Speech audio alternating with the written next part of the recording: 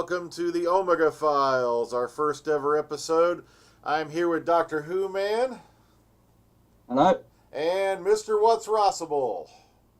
Hello. And, it's been an amazing week, guys. We've got tons of information. We got stuff going in, but let's start with the most obvious subject.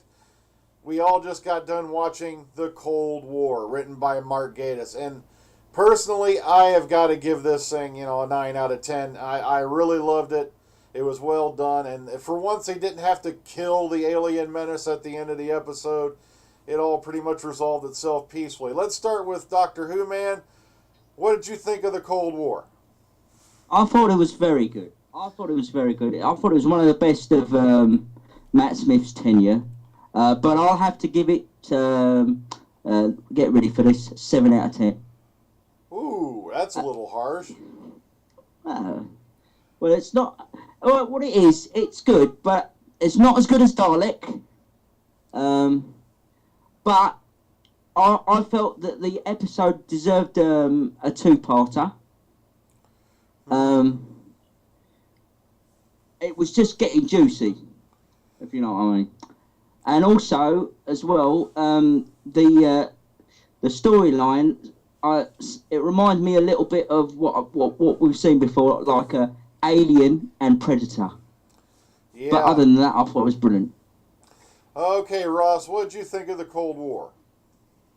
I really enjoyed it. I give it an 8 out of 10. I really like the effects on this show for today's episode. I thought they were really upgraded and like top notch.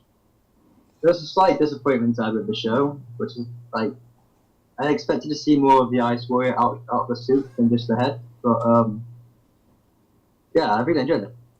Yeah, I thought it was brilliant. I thought it was really well done. First time ever we've seen the Ice Warriors outside of the suit, and it was just really weird. Especially for us old school guys who've been watching them for years. It's like, oh my God, that's what's inside that thing. Yeah. I mean, because in the Ice Warriors itself, it never really delve into that that bit, but I thought that was really well done. And the only thing that I thought that could have helped is the Ice Warrior's hands when he grabbed people by the neck. I thought that could have been done better effects wise, because it looked too much like just a rubber hands really. Put with gloves, but other than that, I thought it was brilliant. Absolutely beats the hell of last week's one. Last week's one was awful. The King. What's it called again, Brian? What's it called again? What is it called? Oh, Rings of Akaten. Yeah, rather Rings of A-hole 10. Really, truthfully. I'm telling you, and I'll give you a reason for that. First of all, the second, what was that episode after Dalek? What was that? Which one? After Dalek. In the first season, what was the second episode after Dalek? When they take the young scientists with him. Oh, was that the long? Oh no, that wasn't. Yeah, was that the long game? I think so. When they go to that, when they click the fingers and he opens his brain or his, I can't remember that episode. Yeah, anyway, it reminded me of that. With meeting all the, in a shopping mall type thing, and also I thought it was awful the way. What's her name? What's the assistant's name again? Clara was going in the speed rocket thing with no oxygen, with no type of oxygen mask or anything like that. So it defeats logic. That's all. Even in the classic episode, it was based roughly on science fact rather than science fiction. It was awful. And as regards to the so-called villain, that was absolutely a waste of villain. That would have been a great monster if they would have stuck with that storyline. Well, Sorry? let's get Ross in on this because I know he watched the Rings of Akaten like we all did. I don't know. What did you feel about Rings of Akaten, Ross? Do you think it even stands up to this one? When I first watched it, I was disappointed with it. Then the second time I watched it, I really, really enjoyed it. And the reason being is that it's for the first time ever that we've ever been to an alien planet, and we saw a proper culture going into it. With we had like all these different aliens, and what I was really good. I like how the way they used the singing, it wasn't too forced to the singing. And I really like the reference to Omega in it as well. I thought that was a bit of a throw-in. Yeah, I can agree with you all on that. I called the Rings of Akaten the long road to nothing. You know, sure, it had I did like the music, loved the singing, and for once we were on an alien planet. You know, it didn't involve Earth. You know, Yeah. It's like Well, now. Go on ahead. Sorry, yeah, go on ahead, Doctorwhoman. Now you finish yours. You finish yours. Yeah, you finish yours. Okay, for once, we were on an alien planet. It didn't involve Earth. Didn't involve the future of Earth. Didn't involve Earth being blown up. It was, and it was really nice to see that the guys at Millennium Effects are doing really, really well. It was kind of almost like a Star Wars cantina type of scene. But one thing that really disturbed a lot of people was, do you ever notice how the TARDIS translation circuits just seem to not always work? I mean, this is part of my point. It's many faults. It's got many faults. It's absolutely, really, really. I thought it was lazy writing, to be honest with you. I thought it was. Here I was expecting a type of, Pyramids of Mars villain on there, which would have been great. Would have made more sense. Here we got this cartoon sort of sun, and it's supposed to be like a virus or whatever it's called, and whatever. Parasite or whatever it's called. Absolutely boring. And also, this is, and I'm sure this Neil, is it Neil Cross his name is? I believe so, yeah, yes. Neil Cross. Neil Cross. I'm sure he's from our generation, because when we was growing up, in the very early 80s, there was these commercials for a cereal called Shredded Wheat. And they used to have like say no one could eat more than 3, and it had this section bit where even the black hole can't even take 3 shredded wheat, and that's where I'm convinced he got the idea from, where he's feeding this parasite his the doctor's memories, and he gets full up by a leaf of all things. Awful. Terrible. Anything really? Sorry. I was going to let Ross add some stuff onto that. Yeah, go ahead, Ross. I don't really have anything else to say about the episode, really. I really enjoyed it. That was different. Now, well, Ross, I suggest you should see the Pyramids of Mars. Revisit that if you haven't seen it, and a lot of the monster of Peladon, the demons, far better, and a lot better written. And also, when you talk about a lot of these people talking about the great intelligence and stuff like that, you talk about great intelligence, if they're insinuating that this parasite might be the great intelligence, you revisit things like the Mine Robber and the Celestial Toymaker, if they ever find those episodes. I mean, those are far superior and well written. That's a basic. This one was completely lazy writing. I mean, for some reason, when I'm thinking of people saying that, oh, it's brilliant, it's fantastic. Like some people have rated it at a 10 out of 10. Yeah. Oh God knows how much Sammy Carter will rate this one. Well, I know that this episode's really divided the fans. A lot of people really like it, a lot of people really hate it. So it's really mixed, this episode as well. But I'll tell you what, Mark Gatiss, because I think you do understand the series. I forgive you. I can forgive you for the Daleks, the redesigning of the Daleks. But if you write stories like this based on the classic era, and brilliant. Keep it up. And the only fault I find it should have been a two-parter. It'd have been a great episode if you'd expanded on it. That's all I've got to say on this, on the subject of the latest episode. Fantastic. I don't know. 7 out of 10. I don't know, Ross. Do you agree with him? Really, this would have been a good two-parter. I do, yeah. I think it'd be a really good two-parter.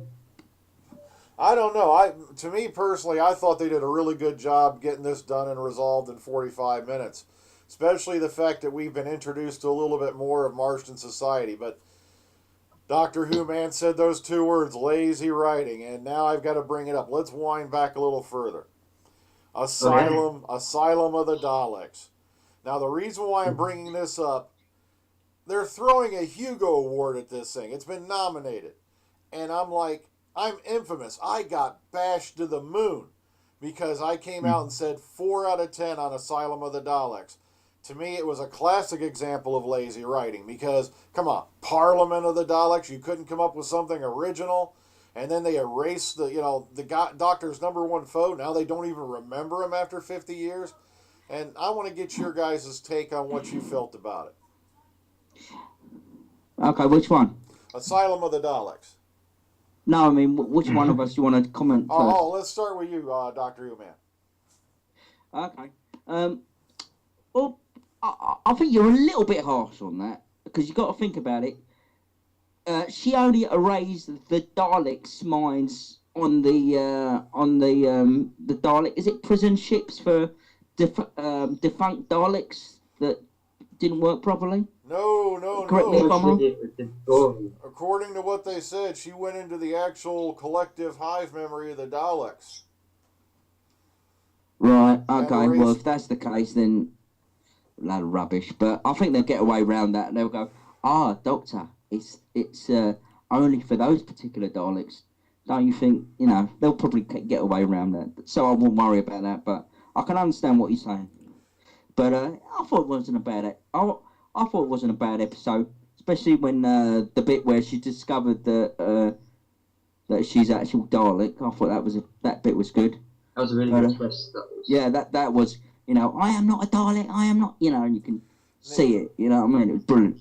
Yeah, Clara's parts of the episode were brilliant. It's just everything that went around it.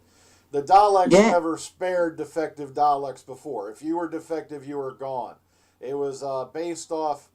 Well, matter of fact, when you look at the Daleks even more and more, they were more and more based off the Nazi regime than anything, and they never tolerated defective Daleks before. Now, Ross, what do you think? Do you think that the Asylum of the Daleks is really worth a Hugo Award? I don't know, because it's really got its really good parts, and it's got its really low parts too. Yeah, even for me to say that. Because, I didn't like the divorce storyline with Amy and Rory. I thought that was not necessary. Yeah. But I like the way how the story sort of really flowed well for it. It was that the opening was really quick. Like, just introduced, okay, he's a doctor. The Daleks are taken away, and they've also taken his companions. And you got to go to this planet, and you've got to turn up the force field. I thought, okay, that was a really quick setup. But then, I didn't mind the part of the Daleks. I thought, it works how it is. You could just do a different name. Because I thought that having the Daleks being afraid of going down to destroy themselves, and you have to bring in who they fear the most to do it. I thought that's a really good way of bringing a doctor into the story. So I really enjoyed it. Okay. So, sorry, Dr. Freedom. No, go on ahead. I I can understand why they gave it a Hugo Award, but for the Clara, for only one bit, in my opinion, where she discovers that she's a Dalek and she's trying to deny it, I thought that was absolutely brilliant. I thought that was absolutely brilliant. But you see, you let yourself down by not using any classic Daleks. You just had them in the background. Fantastic, guys. Very poor. Very poor. And the advertising was, oh, we're going to see the evil of the Daleks. Daleks in this episode. Great. Fantastic. What did we get? Oh, God. A load of Russell T Davies Daleks. But there we go. I think the only one that really deserves a Hugo Award was Dalek from season 1. Yeah. I'm sorry, guys. I know I'm gonna get a load of bad press about this, but I don't care. Yeah, that was one thing I couldn't stand that I went off on was the fact they were advertising all over the place. You're gonna see more Daleks than you've ever seen before. We brought back every classic Dalek from the classic series, and then all you got was them in the background. And I mean, even the tank Dalek from the is it Remembrance of the Daleks? Yeah. From the Sylvester McCoy one. The special weapons Dalek. Yeah, the special weapons. You brought that back. You didn't use him. I know, and that was one of the things I was looking forward to, was seeing a special weapons Dalek in action, and it just sat there like a dummy the whole episode. They didn't even use it. I wonder if that's because Nick Briggs was doing the Dalek voices. No, I wonder if it's to do with they couldn't get the same voice that the other Daleks used to have, because obviously with the Daleks are different voices throughout the change. Not this day and age, Ross. They can do anything. They can manipulate anything with voices these days. No. Also, they had Nick Briggs redo the Dalek voices for Day of the Daleks for the DVD release. And also, he's playing the original Dalek voice in the docudrama for Adventures and Adventures in Space and Time. Thank you very much, Ross. I can't even talk now. Old age creeping up on me. Carry on. Yeah, my theory on it was, I think it might have been a call from the director of photography, because one of the things they talked about was they had to switch TARDIS props before they went to HD, because the one they used originally in the Tennant era, when they put it on HD film, it did not look good at all. I guess there were a lot of detail problems. So my theory was the fact that the older Daleks just simply didn't photograph well when they tried to put them in HD, and that was a call by the director of photography, possibly. I don't buy it. Nah, I don't think of that. I don't buy it. I know the reason why the TARDIS had to change is to do with the colour being too dark, so you basically wouldn't really flat. Oh, really? Yeah. Also, flat there. Yeah, like a lot of people. Yeah, a lot of people don't know that Tennant's last 5 episodes, especially the end of time, the TARDIS prop they used was the one they were going to bring in for Matt Smith. All they did was remove the St. John's emblem. Right, okay. But can I bring back to the first question you brought up, Dr. Freedom? Oh, go on ahead. Because I want to talk to MrWhatsRossable about it. I don't buy the Daleks, the classic Dalek HD thing. I don't buy it. I don't really buy it. I mean, do you think that's the reason why they won't come up to HD, or what? No, it's not that, because they can get anything to HD now. As long as it's brighter coloured, as long as they put lighting to it, it would really work, wouldn't it?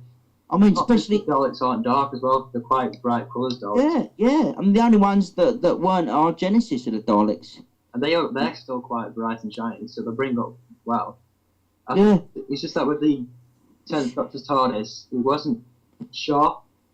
It was too dark for it to be up on camera. Yeah. I've changed it to the lighter blue, because if you see the TARDIS actual real life, you'll notice that Matt Smith's TARDIS is a lot brighter in real life than it is on screen. Yeah. Well, you're saying that. I'm saying yeah. I haven't seen it in real life, but I presume. But also, I can't believe I forgot to mention it. Flashing back forward for a second. They actually used the hostile action displacement system. First time since the Troughton era. I believe it was introduced in the Crotons. But you never Yeah, saw it was the protons, the heads, yeah. Yeah, and it's weird, it's one of them things the TARDIS never seemed to be able to do again. And, here it is, boom, they did it for this episode. I was kind of shocked on that. And sorry, carry on, Ross, sorry. Dr. Freedom called it. What I'm saying. Oh, yes, you called it. You called it, Dr. Freedom. I know, just suddenly, popped into my head earlier this week. I'm like, okay, what's something we've seen in the second Doctor era that we haven't seen again? And then I was like, oh, wait a minute, they keep talking about the TARDIS leaving, and a lot of people relegated it to the TARDIS didn't like Clara, and I'm like, no, it's like the TARDIS used to be able to do that. But well done for the heads, man. Well done for the heads. I'll give you a jelly baby for that, all right? That's your reward, all right? But okay, but before we close the subject on Series 7 altogether, all right, for me, the standout episodes for Series 7 so far have been Dinosaurs on a Spaceship, The Power of Three, and now this one gets added to the list. I want to ask you... to me... Yeah, go on ahead. I was going to ask you, which episodes stand out to you? To me, Dinosaurs on a Spaceship in this one. But also, can I just add something as well that I noticed as well? You mentioned the heads. Yeah. I noticed something very Troughton-y. Oh, go on ahead. Did you notice it? WhatsRossable? Did you notice anything very Troughton-y even more? I mean, it's slightly different, but did you notice anything? Well, Matt Smith's bow tie, very similar to Troughton's. What was it? In the pattern, the pattern of Troughton's bow tie that he wore in the colour episodes was the same one that Matt Smith wore. Oh, yeah, that's that. Yeah. I have to go back watching. Yeah. You notice that, Dr. Freedom, now? Are you kidding? I'm one of the ones that keep shouting at people, this isn't the first time the Doctor's worn a bow tie. No, but did you notice the design? That's quite similar. To be honest, no, I hadn't noticed. I'm going to have to go back and rewatch it again, But okay. It's not bang on, but it's quite similar. But Okay, so... different though. Sorry? Dr. Sonic Screwdriver lit up red.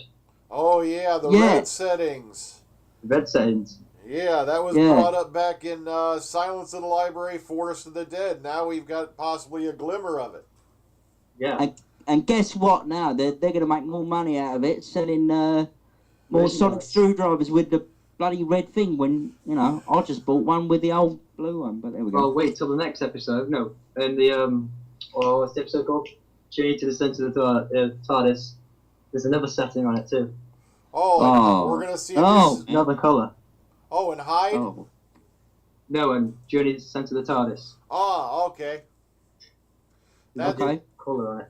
Yeah, that's one that everybody's really looking forward to because we're supposed to see the Eye of Harmony again, and that's something that hasn't been seen since '96. Was that in Yeah? The Deadly Assassin? Well, what happened was... The film, wasn't it? The TV movie. See, one of the things I keep... Oh, go on ahead. Sorry. Yeah, it was... that they mentioned it on the TV movie. Deadly Assassin, I don't think so. Well, what happened was, it was in Deadly Assassin, the Eye of Harmony. Yeah, but it wasn't inside the TARDIS, was it? Yeah, no. Exactly. You see, originally, that's what I was going to bring up. The Eye of Harmony was the black hole captured by Rassilon and put under the Panopticon in Gallifrey. And as I've said before, I think what happened was when they wrote the '96 movie, somebody sat down with the cliff notes of Doctor Who and said, okay, if I mention this, and mention this, it'll be Doctor Who. And now that's how all of a sudden we have the Eye of Harmony in the center of the TARDIS in '96.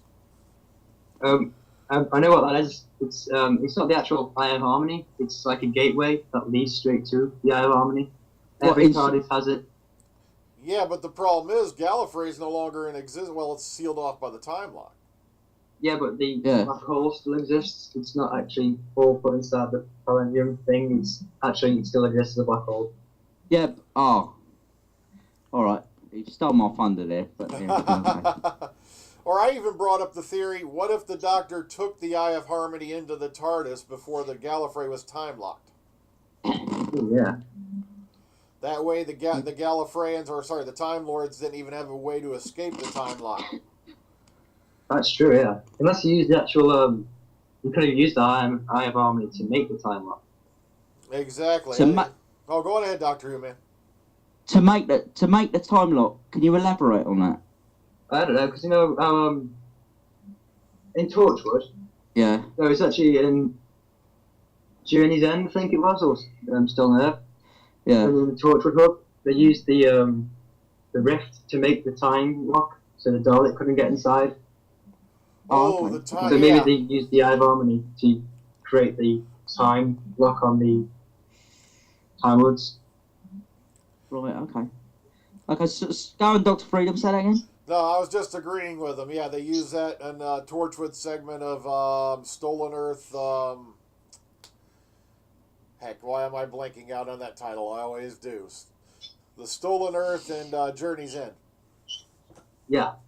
Thanks for filling me on that, guys, because I don't watch Torchwood for obvious reasons, but I'll keep that for myself. Well, it was part of the. They used Torchwood in that episode of Doctor Who, for that snidbit.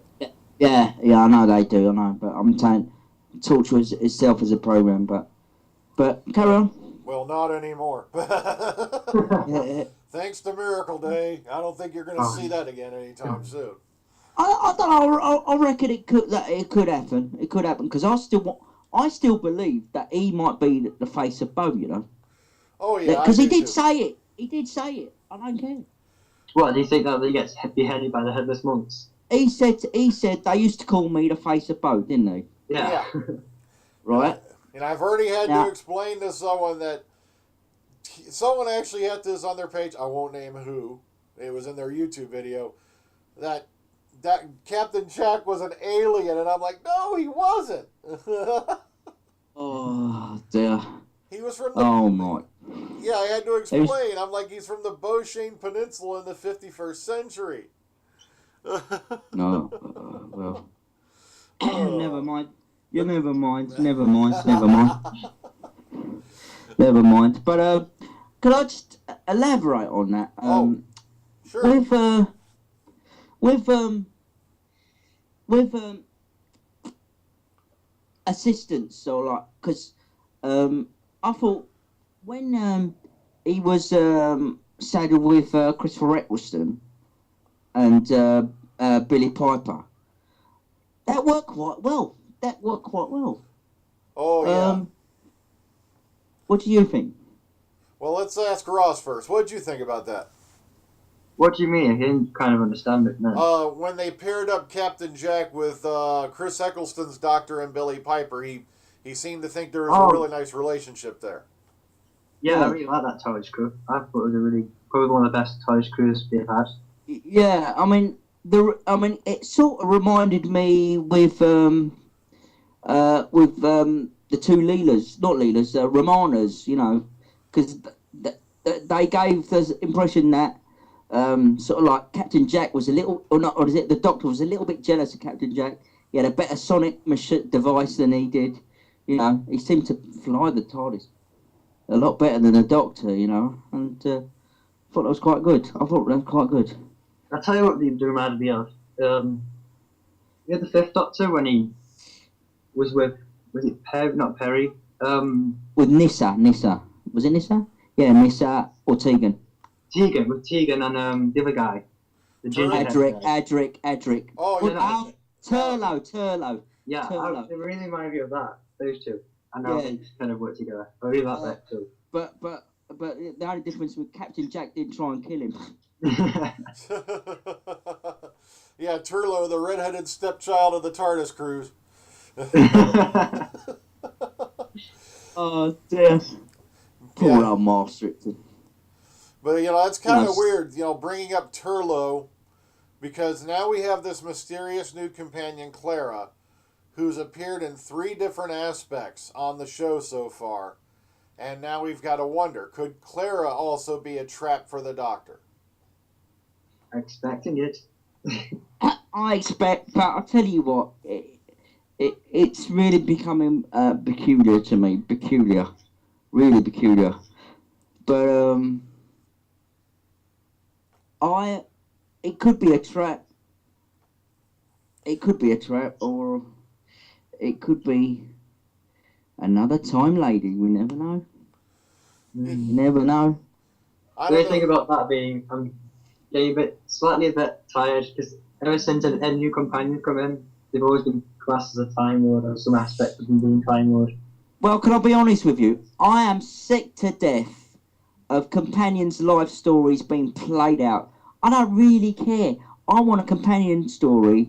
Just meeting the Doctor, have a brief synopsis, and that's it. Just enjoy an adventure episode. That's what got me into the original Doctor Who, and that's what it should be like. It shouldn't be like saddled around them, because every companion, all the episode links to their lives in some way or another. It's never a straight storyline, and that's what appealed me about the original storyline.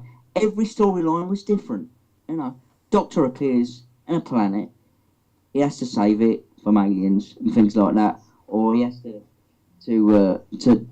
meet a historical figure and things like that, and blah blah blah. But he daren't change time. He might change it a little bit, but not a lot. But in these new series, they changed the time too much. I mean, like Van Gogh getting to meet, taking him to the 21st century. I mean, if that was me, that would drive me to suicide as well. You know what I mean? Because I couldn't understand it. But do you understand what I mean? You know what I mean? Yeah. And they link that to because he fell in love with what was that ginger one's name again? What's her name? Amy Pond. You know what I mean? You know, because he fancied her, and we'd have been very ginger if we had children. Oh, so original. Oh, by the way, I love the scary alien type creature in that episode. It's a chicken. It's a chicken. Or as they say in Family Guy, it's a chicken, a giant chicken. Oh my God. Oh dear. And it reminded me of the ones, you know, those bad ones that the worst magicians in the world uses, you know, the squeaky ones. Oh yeah. It was awful. But there we go. I think that episode would have worked without the monster in it. Say that again. Hello. I think it would have worked better without the monster in it. Oh yeah. Because it's purely what Doctor Who was supposed to be. A TV show about history. History and science. Yeah. Based on science, fact, right? Not on science fiction. I mean, it's getting too much like Harry Potter, and now that god-awful Clash of the Titans with their fake gods or whatever, you know?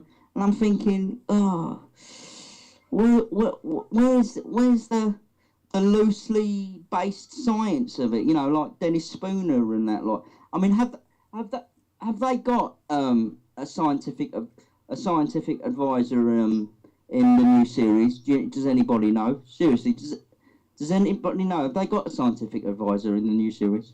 There's no scientific advisor for anything. Hello, you cut out.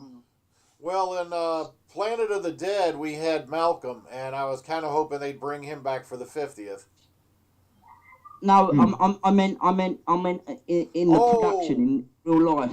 Oh, you well, mean no, because it's based on the writer's decisions. Right, because Dennis Spooner originally he was a scientist, and he was, you know, he basically invented the Cybermen. Yeah.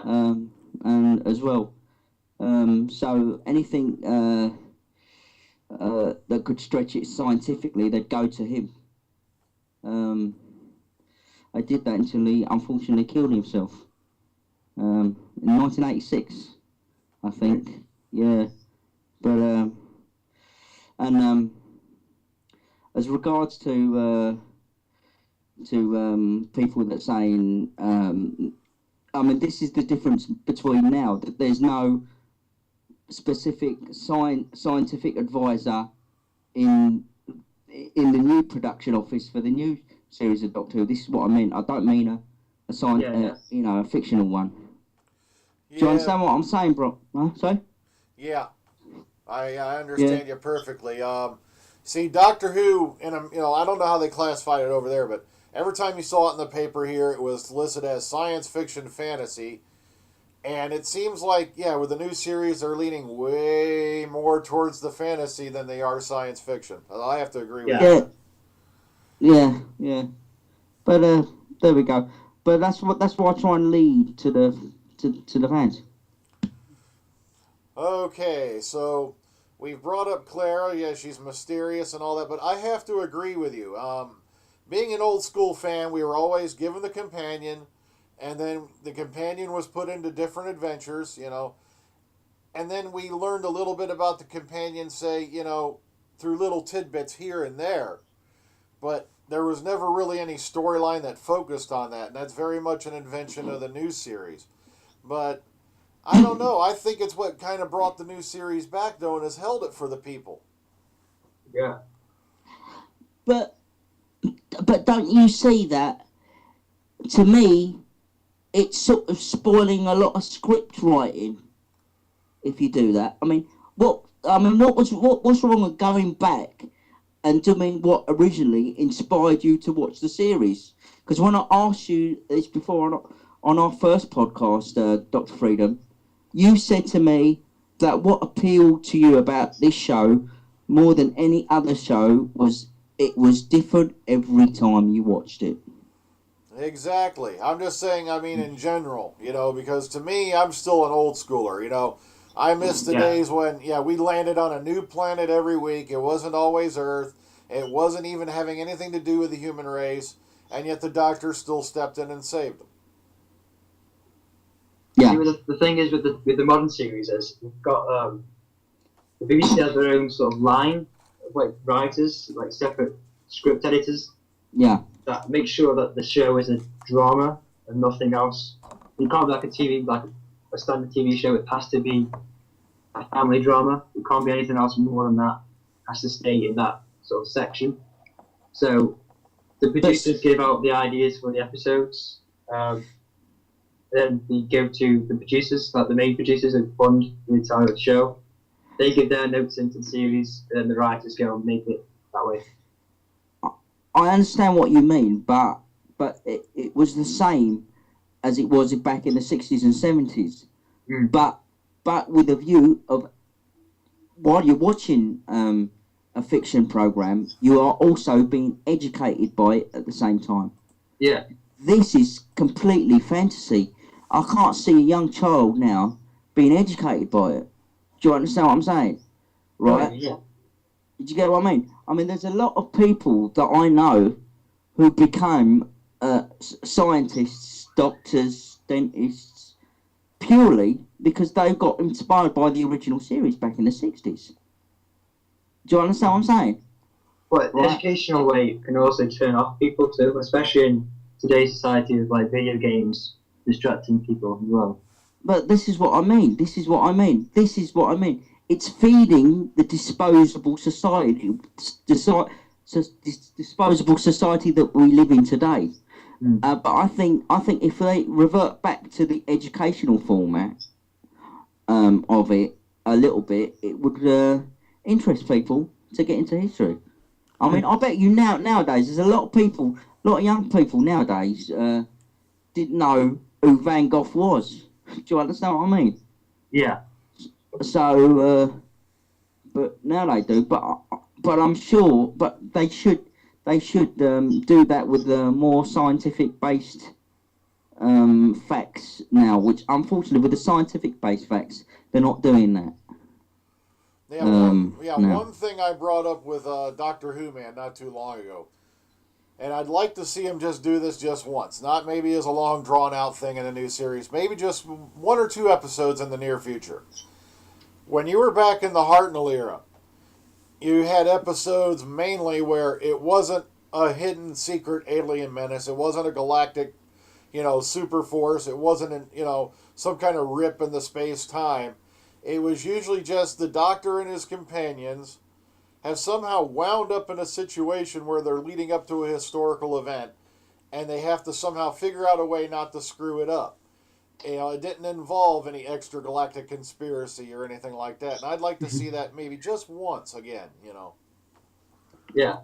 Yeah, because it was basically he shouldn't get involved in, he should change history, Or what I thought about was genius about the original series, and this is included right up to Peter Davison's tenure as the Doctor, where if he did, it would end up being what really happened in real life, because the Doctor had got involved in it.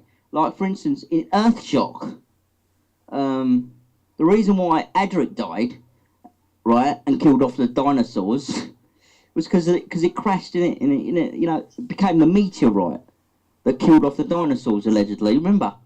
Yeah. And that is, Adric's DNA was what created humans, something along the lines of that. Yeah, you know what I mean? So, and say, for instance, in the Time Meddler, everything that the Time Meddler did became the reason why history became what it was. I'm making sense. Yeah. Yeah. You know what I mean? But in the new series, it's just awful. He just changes it because he wants to change it. Oh, you can't die. I'm sorry. No, I'm not allowing you to die. But have you noticed he's not stopping Anne Boleyn getting her head chopped off or anything like that? They won't go there. Yeah, that's one thing I haven't been able to stand in the news, especially in the Moffat era, is what I call the Lazarus syndrome, where suddenly everybody comes back from the dead. Nobody dies. Nobody, people do die, but they don't stay dead. And I think they've gone a little overboard on that. Yeah, I mean, going back to again history. The Highlanders, the Battle of Culloden, brilliant. Unfortunately, you can't watch it because it got trashed. But if you see read the book, the Target book, or the CD or the soundtrack, it's brilliant. But it never, went into the science fantasy state. Oh, Jamie won the war and things like that, outright, and it alluded to it. Do you understand? Unlike this, Yeah. But because you can't muck about with history. That's what it is. You can't muck about with it. But there we go. That's why last week's series nearly made me drop the episode. Drop the series for good. Really? Yeah. But seriously, it just made me angry. It just totally science fantasy, totally. But there we go. I know. That's how I feel. Well, was it just me, or did last week's episode kind of have way too much of a Flash Gordon feel to it? That's it. Flash Gordon, 1980. Brilliant. You've got it. And they used the same rocket cycles. Yeah. Oh, Dr. Freedom. They should have brought in Brian Blessed, as Voltan the Hawk King. Oh man. I'm going to say a point here. Dr. Freedom, you deserve another jelly baby for that, man. That is really. Oh God.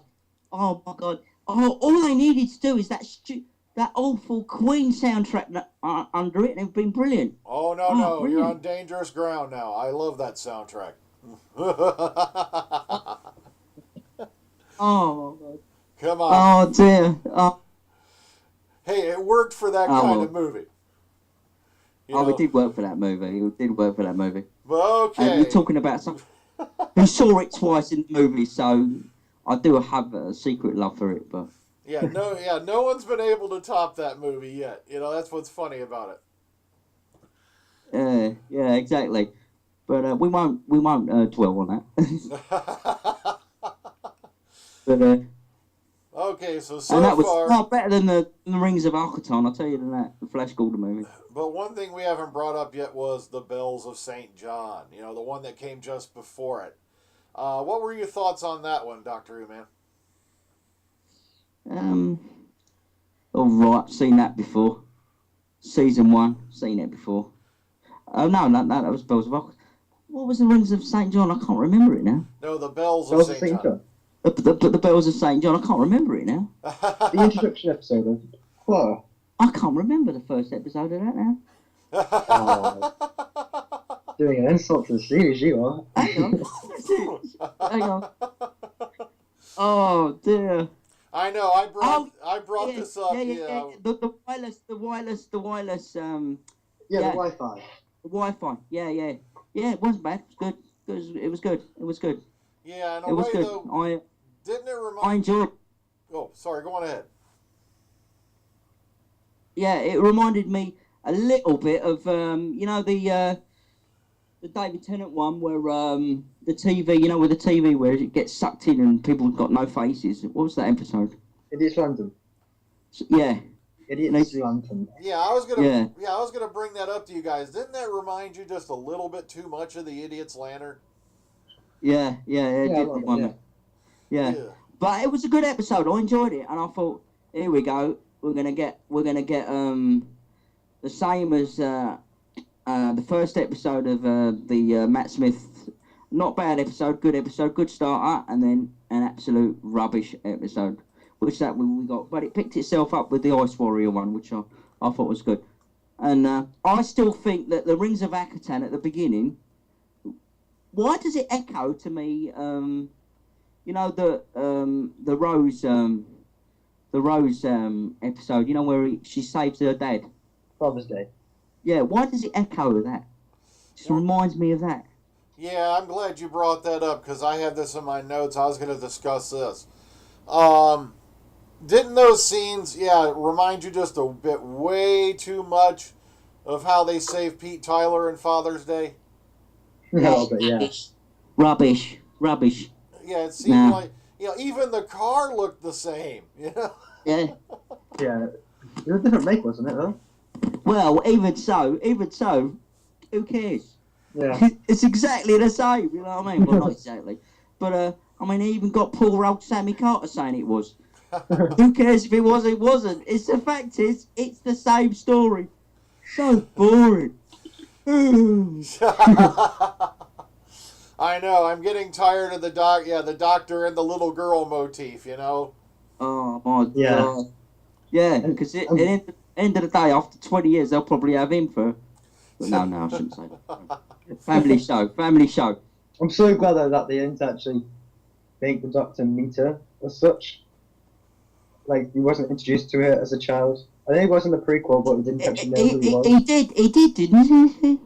Oh yeah. Yeah. When she hit him with the football, yeah. Yeah, she's also in the prequel too. Like, he met her, but he didn't actually know it was her. Yeah. I kind of like the play on that. That he was just like watching her to find out what's wrong with her. Nothing was wrong. Yeah. Sorry, young people watching instantly forgettable episodes. Sorry, it's too far back for me, but there we go. I'm sorry. Forgive me. Okay, now let's take a look forward. The 50th anniversary. What's going on with that? Let's start with you, Doctor Who, man. Have you been taking a look at the stuff that's been filmed so far that we've seen? Well, I didn't see much. There was too many people there, but it looks interesting.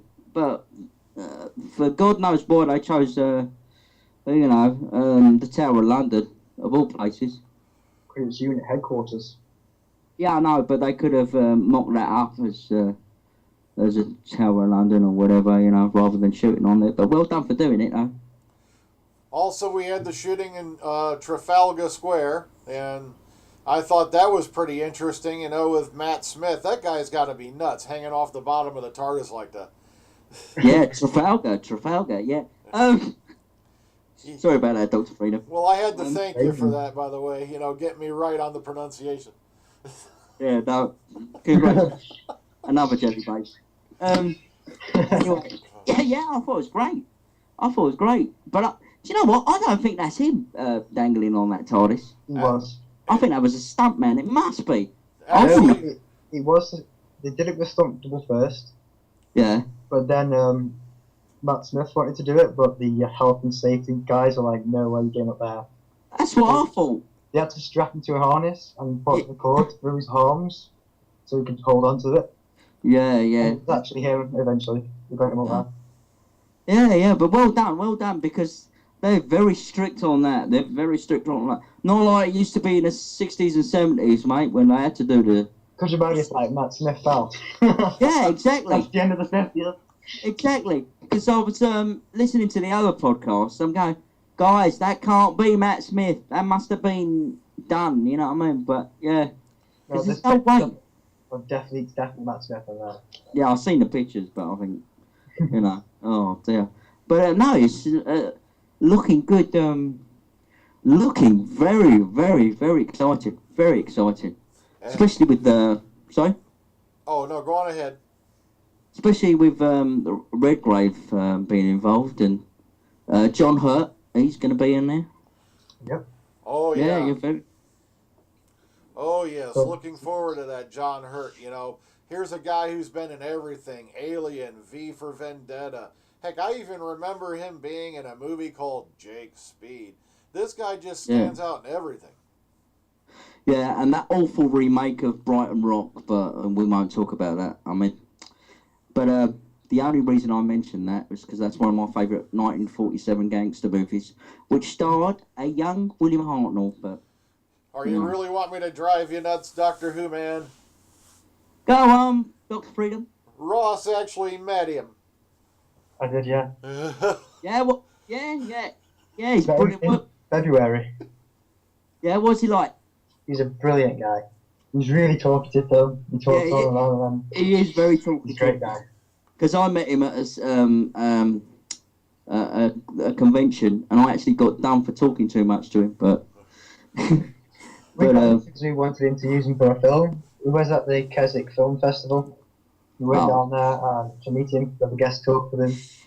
And he seems to have such a young mind. Do you understand what I'm saying? Definitely does, Yeah. Go for everything. Why not? And he seems to encouraging young film directors and stuff like that to appear in their films and that. Now, good luck to him. And I'm just so happy that he's been involved in Doctor Who. It's so excited to see it, and luckily it's the 50th anniversary and not a throwaway episode like the Rings of whatever it's called. But there we go. But speaking of knowing people, Doctor Who, man, knows Tom Baker. Yes, and damn you. Yeah, no, very nice man, very, very nice man. Known him, well, off and on, while meeting him from 1976 onwards. But very, very, very nice man. Very approachable as well, very friendly. But listen, guys, and I'm talking straight to you, Moffat, and even you, Gatiss. You've got to use him more in this episode, not a throwaway, cameo appearance. We don't want a cameo appearance. The geezer is 79 years old.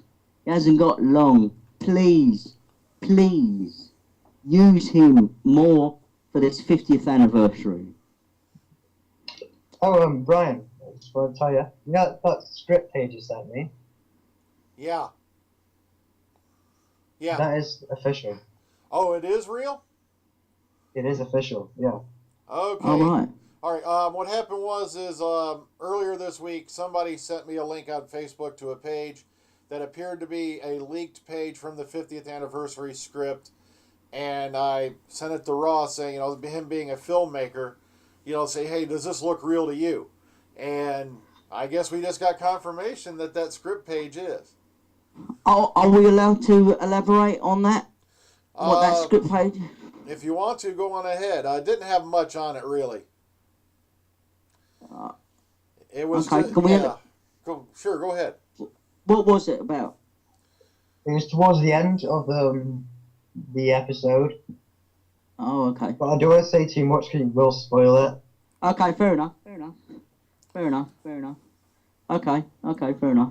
Yeah, But I just can only make out that it involved Dave Tennant. I think Billy Piper was listed on the page, and I didn't really read into it too much because in case it was real, I didn't want to know too much. So yeah. Well, let's just hope. Let's just hope. And I've just brought something in my mind as well that I'll bring. Let's just hope that all the doctors are going to be there, including Christopher Eccleston. But as I say, I don't want a cameo role from Tom Baker. Please, just bring him in. I mean, as far as I'm concerned, you can forget about the rest. Even your David Bradleys, your what's it, Reece Shearsmiths and that, and just expand Tom Baker's part. It doesn't matter to me because they're not the real Doctor Who actors because they're sadly gone, But there we go. Let's ask Ross, being a younger fan and all that. What do you think What do you think the chances are that the classic Doctors are going to be involved with the 50th anniversary? I'm staying about 70% that they are. Okay. Yeah. Because I'm not buying it. Because if they try to put the 50th anniversary on the air with none of the classic Doctors involved, I guarantee you by the following day, Stephen Moffat's name's going to be mud in the Doctor Who community. Yeah. But I hate this secrecy, man. I mean, I really, really hate it. I mean, because it's really, really, really, really, really, really poor. I mean, it just irritates, yeah. I mean, especially with Tom Baker with, well, I don't know if I've been asked, wink. Yeah, they've Right, got to have Tom in there because as you brought up, he's 79 years old. He regrets to this day not being in the 5 Doctors. And this is going to be the last chance, if ever, we're going to get him on film. And also all these other guys are like, in their, upper 60s. And heck, Peter Davison turned 62 today. And, and as I brought up, if Christopher Eccleston's out and he had any part in this film or in this production, why don't they bring in Paul McGann? Yeah. Dr. Freedom? Yeah. I'm thinking he's in. Me too. That's something else we can bring up. Did you both watch the Paul McGann interview that popped up this last week? Yeah, I was going to bring that up, actually. No, I didn't. Okay, now one thing I'm going to bring up about this. Even when he was sitting there with Sylvester McCoy and Colin Baker, and the Australian TV breakfast show deal, he's not outright even denying he's in it or not. He's just sitting there kind of quiet. Yeah, did you both notice that? Yeah, making noise. I didn't see it, but I can well believe it. Yeah, if you run across it, go watch it because they're sitting there ranting and raving, and he's just sitting there kind of quiet through the whole thing. Yeah. But like I say to people, they're actors. What is essentially acting? Acting is learning how to lie well. That's what these people are doing. They're just lying to you. But Yeah, honestly, go on ahead. Don't be surprised. Don't be surprised. Especially Colin Baker saying, "Oh, I've been so arsed or whatever," and things like that. And rubbish. I'm just not buying Eccleston not being in it. It just sounds too fishy. I don't that David Tennant's in it. I don't buy it either. I know. I've got I even got one particular naysayer. Well, according to this and according to the forums, and I'm like, if you keep believing the forums, you're going to get burned. I can tell you that from experience. And definitely, there's still this big hunking chunk of me. It was at 5%, now it's up to 10%. That believes that Eccleston's in this thing somehow. Yeah. But I think he's going to be in it more in the flesh rather than previous library film footage. I'm not buying it. Yeah. I'm not buying it. Plus the One fact. thing is, why would the BBC give up? No, go on ahead, Ross. I'm sorry. Sorry? No, One thing I don't get is, why would the BBC give him up? Why would they announce him that he's not going to be in it when they've been saying that there's not going to be any past Doctors in it at all? Yet they released David Tennant. Yeah. No, So, because also people... I'll Coincidence. tell you why, because people believe it more, because he was the one who said, was always fishy, you know, Yeah. only doing it for one season, and I am for now, and Doctor Who's finished now for me, you know, on to Parcher's new and things like that. It's more believable with him. Yeah, plus the fact that last year, and it was a little bit before that actually, he did a complete 180. He suddenly started telling people he felt he had more to do with the role. And then he said that all the way up till this past, I believe it was November, when you suddenly had the red carpet news interview where he's like, they ask him if you're involved with the 50th anniversary, and he goes, I could tell you, but I'd shoot you. And this man was smiling. Yeah, and you know what? Because, and this is no offence to the other guys, the Doctors and classic Doctors, because I know for a fact David Tennant, he'd be back in a heartbeat. You don't need to even ask him. But for the other classic ones, you know for a fact that they're not as working as regularly as they used to, and everybody knows that ever since Doctor Who, his Christopher Eccleston's profile has enhanced immensely. I mean, have you noticed ever since Doctor Who, he's got heroes, he's got that other fantasy program film that was in the cinemas a few years back. I can't remember what it's called. And he was in hello? 28 Days Later, he was also in Elizabeth. No, I'm talking about it. The fantasy thingy that he did with the wizards and that. It was a little bit like Narnia, but it wasn't Narnia. I can't remember. Me neither. I'm stumping. You got any idea, Ross? Which actor? You know where he played? Sorry, Which actor? Christopher Eccleston. You know where he played? It's like a Lord of the Rings type fantasy movie. It was in the pictures a few years ago. Oh, I can't remember what it's called, but it was I can't think of it. Anyway, he appeared in that, and he's just wrapped up doing the latest Thor movie in Hollywood. So yeah, he's playing Malekith the Accursed in Thor 2: The Dark World. Yeah. So he's the one that most people believe that he won't do it. You know what I mean? Because he's got no reason to do it. You know, but I still don't buy it. I think it's a fantastic ploy by the BBC.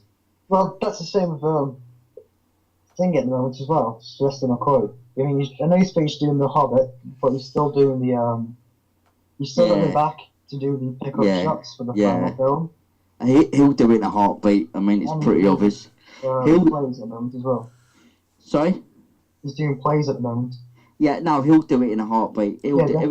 Everybody knows that he'll do it in a heartbeat, but everybody knows that Christopher Eccleston is more of an actor. It's beneath me, you know what I mean? But no, he'll do it. But do you know what? I'm really, really, really concerned, and nobody's brought it up in the previous podcasts. Who will play John Pertwee's part, or whether they will use some kind of excuse for him to being stuck in a time loop or a time vortex or whatever. There's no other suggestions of other people saying who's going to play John Pertwee's part. Have you got any other queries or suggestions who could play John Pertwee apart from his son? I don't know about suggestions, but that's why I have like casting rehearsals and stuff. Yeah. So, I don't know, it'd be difficult to cast him without seeing his son, because it depends what you want to go for. Do you want to go for lookalikes, or do you want to go for someone who can actually portray that Doctor? Because Reece Shearsmith, for that way, because that Reece Shearsmith, he's quite a good actor, and you're not going to tell me that they're only going to use him for that docudrama. Because they could have cast anybody for that. Yeah, you know, yeah. because he's quite a good actor. So they're obviously going to use him for the 50th. I'm not buying that. I'm not buying him. Not that they're not. Yeah, I honestly believe that. Yeah, they're definitely have already filmed something while they were filming an Adventure in Space and Time for the 50th anniversary. But I'm so I'm still confused. I'm still intrigued on the John Pertwee part. I really do. But I've got a funny feeling they might use the Five Faces, the Five Doctors, Tom Baker bit where he's stuck in a time loop or something. I hope not. I really hope not. Nah, I can't see him doing that. It's too much. I mean, even a waste for a character. Oh yeah, especially him. Yeah. But you never know. Homage to the fans would be a bit of a disappointment to the fans, wouldn't it? Just casting him aside. So yeah, I think they'll do it. If they do bring him back, they'll do a casting call for him and get someone to play him. Yeah. No, it'll be good. It'll be good. But I'll be intrigued. I'll still be intrigued who would do it. Wasn't the original actress who played Susan in the docudrama as well? Didn't she play someone? Sorry, say that again? Who was the actress who plays Susan? Carol Ann Ford. Yeah, isn't she her part? So she's got a part as well, isn't she, inside the docudrama? Yes. Inside the docudrama, she has, yes. Yeah, so who knows that she's not been used as well for the 50th? Yeah. Well, you don't know, but then again, we don't want to confuse people like, other people having Yeah, podcasts. she has a part in it, and so does William Russell, who played Ian Chester. Yeah, and also I believe Warwick Hussein might have. I believe, but it doesn't mean that that Carol Ann Ford or William Russell will appear in the 50th anniversary. It'd be nice if it did, actually. It would be nice. Because I'd like to see the Doctor meet Susan again, for the first time in 50 years. Yeah, especially when Susan now could be Matt Smith's grandmother. Sorry, Carol. Sorry. Yeah, because that reminds me of Earthly Child when the 8th Doctor went to visit her and he tells her that he's up to his 8th incarnation, and she just looks at him and goes, "Grandfather, you're practically throwing them away." Oh, my fantastic, It sort of reminds me of, the Sarah Jane Adventures, where he meets Joe Grant, and she goes, "That's the Doctor," and she goes, "What, that baby?" Yeah. Fantastic. There's a reference about her being in the oven. But going back to the Ice Warrior episode, okay. did you just feel sorry for that poor old David Warner? Why? No, the way he was walking, struggling on the corridor of the submarine. I just thought that was his accent though. When he said, "Oh, get too old for this," I'm going, "Oh, yeah." Shame. No, because I grew up, me and Dr. Freedom grew up with David Warner, with The Omen. We're talking about, this is the guy that co-starred with Patrick Troughton in The Omen, in the original Omen, kids, and not that stupid remake. The better one. Yeah. Are you kidding? I remember when he was in Time After Time with Malcolm McDowell. Oh yeah. Oh, that brilliant. I love that movie. Oh god. But I just hit, seeing him saying, "Oh god, getting too old to run on," because I'd love him to see him regenerate as the Doctor now. But yeah. It'd be great, because it would be like, if they had an older one, it would be like this regeneration's, it could be the last, because instead of me turning younger, I've turned older for the 12th regeneration, saying, this could be the last one. Yeah. Wow. Now, the guy I would love to see become the Doctor if they went back to an older one, and I'm blanking on his name, so someone might have to help me.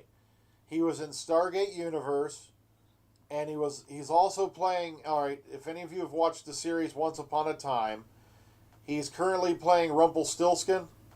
Robert Carlyle. Robert Carlyle. I would love to see that man play the Doctor. He could do it awesomely. Brilliant. There was a rumor that he was going to be taking over after 10. Yeah, That was he one was. of the rumors. Yeah, that was one of the rumors. Yeah, I would have loved it. But I would have said nah, not after Christopher Eccleston. Yeah, because the way he's doing Rumpelstiltskin, oh my God, he'd be an awesome Doctor. Yeah, but it's oh dear, oh well. In an ideal world, eh? In an ideal world, because we know who we're going to get after Matt Smith. Who? Mr. WhatsRossable. It's obvious, man. He's I'll get you guys involved. You're my companions. Hello. Are you there? And of course, he will get hushed up. You can't do any more podcasts, Ross, while you're the Doctor. No, we'll say a word. Oh, Never existed. Just take your voice. Hello, yeah, my name is Derek, yeah. As long as he gets me cast as Omega. Oh, yeah. There we go, my friend. All things! Oh, sorry. All right. Oh, by the way, can I just interrupt you because I've got somebody who wants to speak to you. Okay. Stephen Thorne. Only joking. Sorry, management. Sorry. Forgive me, kids. So, yep, we've covered the Cold War. We've covered a little bit of Series 7. Yeah. Now I'll finish off with the big question. But I'm going to leave it to you what you guys want to see, not what the show's going to do. So this isn't taking a guess. This is what you'd like to see. Yeah. What would you like to see Clara Oswald turn out to be? Ooh, I want to see her be the villain. But I don't know who she should be, as per se. Well, I meant kind of if you were writing the series, what would she turn out to be? If I was writing the series, I would make her turn out to be the Rani. Oh, I've heard that one too. I'd love to see that as well. Or at least, I don't know, a villain that would be almost on par with the Doctor. Because she is really, she's really like a Doctor character. The way she acts, the way she talks. I don't know, I would put her as a villain. It seems too coincidental that they've met before too many times. Okay, Doctor Who, man. Well, if you were writing the series, what would you have Clara Oswald turn out to be? Are you ready, Dr. Freedom? Okay. Are you ready, WhatsRossable? I am.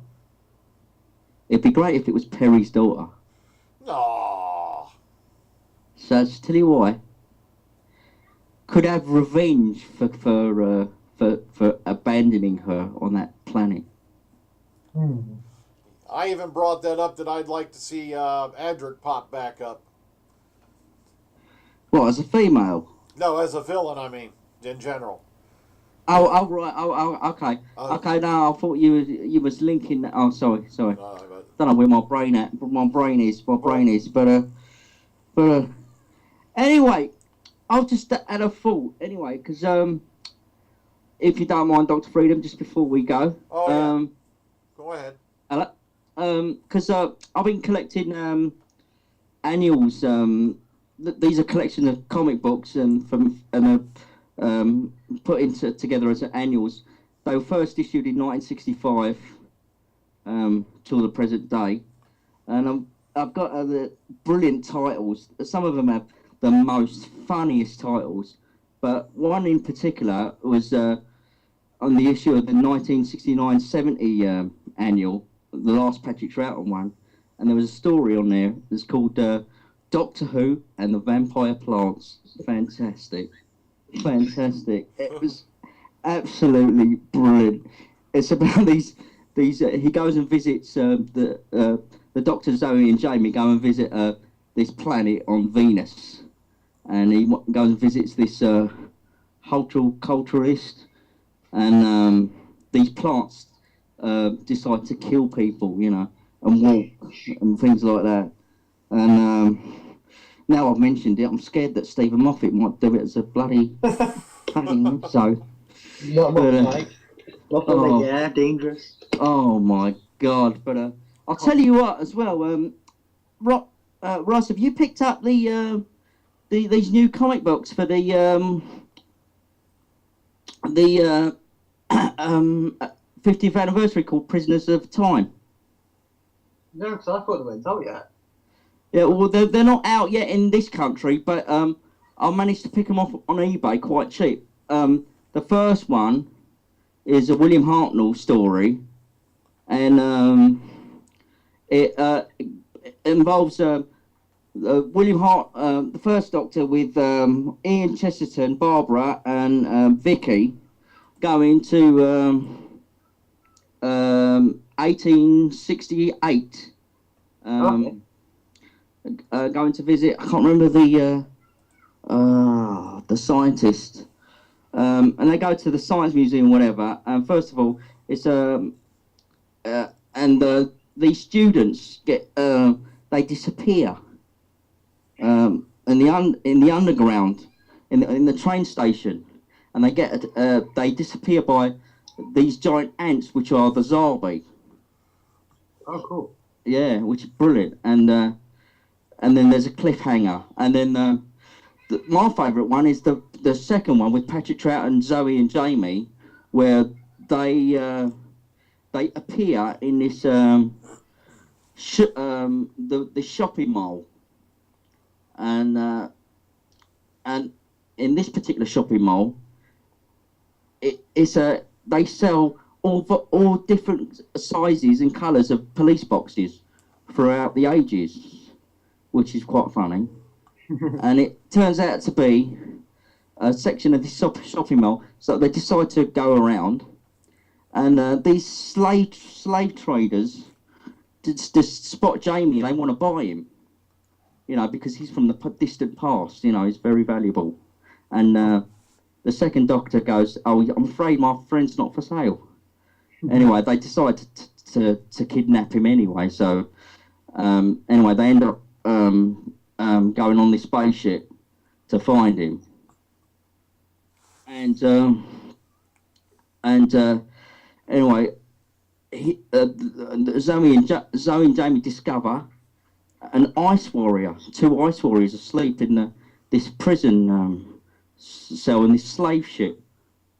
So and the slave owners, you know, remember the robots from the Mind Robber, Dr. Freedom? Oh, yeah. Yeah, it's them. The white robots, yeah. So, sorry?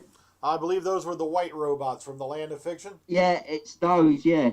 And anyway, the Doctor decides to wake these ice warriors up, and the ice warriors wake up and they say, "We are not slaves," and they decide to destroy the white robots, so they become revolutionaries for some strange reasons. So and there's a cliffhanger on that, but it's really interesting. And I haven't bought the John Pertwee one yet, but it's great. But unfortunately, it won't be available in the UK until later this year. So I can't wait though, because I'm going to get the whole copy of it. yeah, they'll be out in September. I think my phone's ringing too, so I have to go pick it up. Yeah. Also, yeah, before we close out, I have to recommend, if you're really, really hardcore old school fan of Doctor Who, you got to check out the Companion Chronicles. I've been listening to them. They just had one with Carol Ann Ford narrating it, and it takes place with her and the Doctor before they land at the Coal Hill School. Oh, right. And you see, it kind of knocked me off balance because she keeps referring to just barely seeing the red and white canopy of the TARDIS. Yeah. Because it was before the chameleon circuit failed. So, oh, right. And yeah. where is this? Is it King Henry VIII? No. Oh. It takes place on a place called Bridgeworld. I believe the name of it was Quinnis. I'm gonna have to look up the title again. I just listened to it the other day, and Quinnis. I believe that was the name of it. I think they mentioned that in the Daleks, believe it or not, Quinnis. I think they do. All right, and one thing I'm gonna recommend before we go, since I have Doctor-Whoman here, and I know how much he loves this subject. Oh, One I listened to yesterday called Perry in the Piscon Paradox. oh, here we go. Yeah, carry on. Yeah. I'm not kidding. Listen to this one if you can. It floored me. It's a 2-hour one. It takes place from two different perspectives. Plus, it goes into that deep, dark thing you like to talk about. What happened to Perry Brown? What? Oh, okay. Let's just say Okay. a lot more happened than you thought. I don't want to spoil it for you, but trust me on this one. I'm giving this one a top. So 10. she's definitely not dead then. Definitely not dead. Oh. Well, okay. actually, all right. I don't want to give too much of it away. She was. Oh. Oh, right. Okay. Good. So what's it called again? Dr. Freedom? It's called Perry and the Piscone Paradox. It's with Colin Baker, and well, the first part takes place with Peter Davison, and the second part takes place with Colin Baker. It's Perry in two different aspects and two different parts of her life, and that's all I'm going to put at it. It will floor you. It knocked me on my rear. It was incredible. And the William Hartnell one, the Carol Ann Ford. I believe it Who was. Who does the voice for William Hartnell? It's Carol Ann Ford narrating it. You see, and hey, a matter of fact, I can bring up the title right now, just to be sure. Hang on. Sorry about that. Yeah. Little bit of it's called Quinnis. Quinnis, yeah. I've heard that mentioned before. If anybody knows, leave a comment underneath the YouTube. Where have I heard Quinnis from? Okay. Before we go, Ross, do you have anything you'd like to recommend for fans out there to check out? Oh, I don't know if you might have seen this. I don't know. It's quite recent. But there's a Dalek story called Dalek Tales that's been done online by Doctor Who fans. And it's like an animated Dalek story. It talks about how Dalek Khan went back and saved Davros from the Time War. Oh, the Dalek that time forgot? I think you might have been that. It's really good. Yeah. Is that on YouTube? Yes. Yeah, it's on YouTube. It's CGI animated, but it is done incredibly well, and it's well thought out. It's brilliant. Yeah, I have to agree with you. I've seen it. Oh, it's brilliant. And he fills in some time gaps too. He sort of starts off with the Paradigm Daleks, and you know the little Dalek processor thing. Yeah. That they have in the picture of the Daleks that makes the Paradigm Daleks. Yeah. Dalek Khan is told to go back in time to get that. So technically, Dalek Khan was the reason why the Paradigm Daleks exist. All right. It really works. It's really good. I love it. It's incredibly well done. I enjoyed every part of it. I think it's in 4 parts. If you, 4 parts. Tell you what, if you could send the link down, I'd be grateful, man. Yeah, you definitely got to check it out. Well, guys, I'm gonna bring us to a close. I want to thank both of you for being here, and look forward to doing more with you in the future. Go ahead and say your goodbyes. Well, this is me, Ross, sending off now from MrWhatsRossable. It's great being on the show. I'll see you next time. Well, this is me, Doctor Who Man, and it's been great to be on the show with the Doctor Freedom and MrWhatsRossable, and hope to hear from you soon and join you. Could be you in the next podcast with us. So you never know. Okay, it's been great. That closes the